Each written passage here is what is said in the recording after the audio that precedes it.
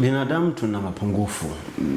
Kwangu mimi siwezi kumpa 100% mwamuzi kwamba alikuwa perfect, lakini kwa namna moja au nyingine ameperform zaidi ya 70% kwenye ubora mzuri. Hakukuwa na controversy nyingi sana kwenye ule mchezo, ukiachilia mbali haya matukio mawili ambayo yamezungumzwa, offside ya Max Nzengeli na ile penalty ambayo I think alikuwa Dube kama sikosei, ambaye alidondoka ndani ya eneo la 18, ambayo kimsingi kama mwamuzi angeweza kung'amua kwa uharaka au inawezekana aling'amua akaona kuna sababu nyingine, hakutoa mkwaju wa penalty, lakini kwa haraka kulikuwa kuna contact kwenye lile tukio, kwa maana ya kwamba yule beki wa Azam aliweka mguu ambao Dube alijikwaa kwenye mguu akadondoka, ambapo kimsingi ilitakiwa kwa penalty kwa sababu tayari kuna contact ambayo ilimfanya Prince Dube aanguke chini.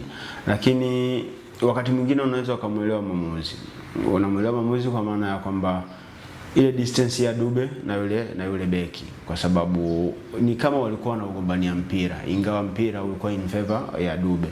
Kwa hiyo ile closeness ya mchezaji wa Azam na Prince Dube inawezekana ikawa ndio sababu ile mshawishi mwamuzi akaona hili hapa ni tukio ambalo haliko deliberately, kwa maana halikuwa la makusudi, ni kwenye challenge ya mpira, amekosa mpira, then Dube ameenda kujigonga pale, anasema okay. Lakini kwenye maeneo mengine hakuweka penalty. Kwa upande wako anaweza kawa na excuse, na kutokuweka penalty, angeweka penalty wala kusingekuwa na haja na malalamiko, kwa sababu it was clear kulikuwa kuna contact na mchezaji wa Young Africans alidondoka, it was supposed to be penalty, lakini ndivyo haikutolewa.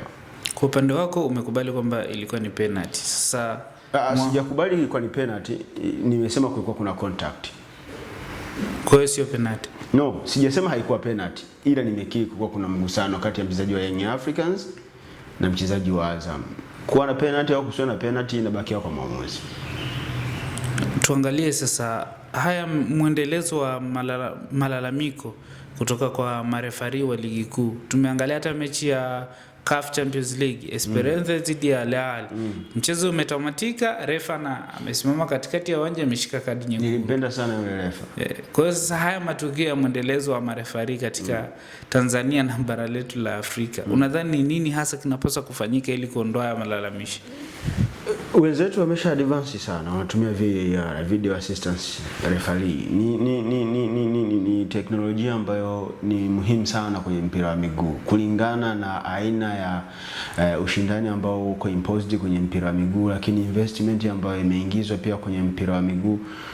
Ni teknolojia ambayo inapaswa kutuondolea utata. Tufikie hatua tuwe tunapata mshindi wa halali, mshindi aliyestahili, mshindi ambaye amevuja jasho kweli kweli. Lakini kuendelea kuwatumia waamuzi peke yao, then tunakuja tunaangukia kwenye makosa ya kibinadamu. Tunaendelea kufanya mpira kuwa sehemu ya kichaka cha kufanya makosa, kwa sababu mwamuzi anaweza akafanya kosa kwa kisingizio sikuona, na akisema hakuona huwezi kumwadhibu. Yaani kimsingi ni binadamu na anaweza asione, unaweza usimwadhibu kama kweli utaingia kwenye hiyo scenario ya ubinadamu. Lakini kuna wakati anaweza akaona na akasema hajaona na akajifanya hajaona kabisa kama kuna kitu kimetokea.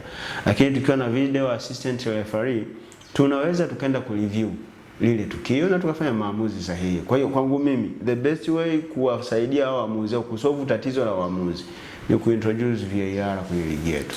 Mchezo wa Yanga na Azam jana ulifutamatika, refa aliongeza dakika 2. Unahisi ile style kuongeza dakika 2? Hapana, kulikuwa kuna kusimama sana kwa mchezo kulingana na baadhi ya matukio. Some injuries zilikuwa zinatokea, clashes za wachezaji zilikuwa zinapelekea mchezo kusimama hapa na pale.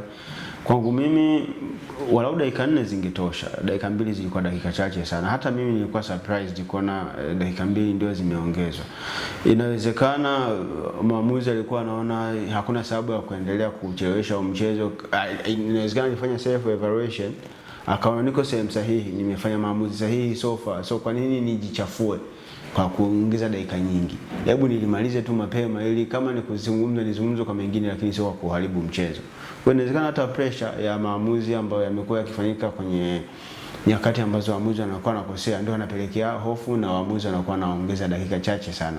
Kwa hiyo tunapaswa pia kuminimize kusimamisha mchezo na kumaximize dakika pale ambapo mchezo unakuwa unasimama, kwa sababu ambazo haziepukiki. Kwa sababu kuna wakati unaweza kusimamisha mchezo kwa mchezaji tu kujidondosha na una uhakika kabisa yule hajaumia, lakini unalazimika usimamishe mchezo kwa kwenda kujiridhisha ni kweli ameumia au hajaumia.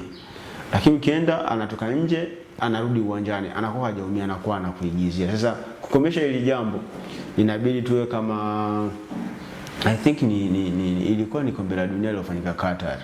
Kama ilikuwa kombe la dunia linafanyika Qatar, basi ni ligi ya Saudia. Ukidondoka dakika 10 zitaongezwa dakika 10.